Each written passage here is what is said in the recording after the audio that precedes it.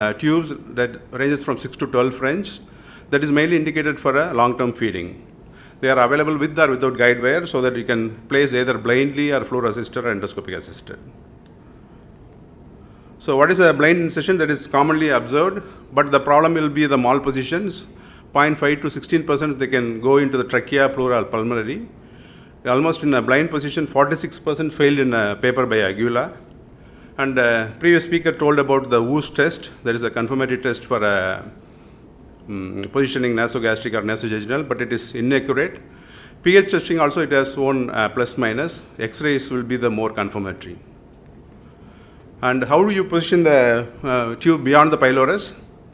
Either if you use blindly, either you can it can pass spontaneously or prokinetic assisted, but that success rate is only 5 to 15%.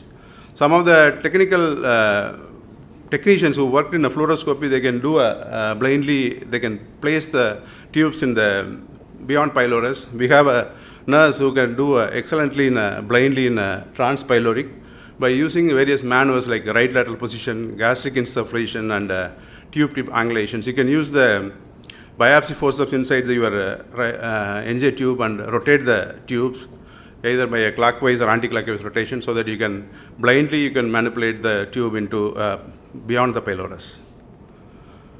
And if you fail by blindly, you can use the fluoroscopy, but the problem with the fluoroscopy is you expose to radiations. Average time of exposure will be 22 minutes.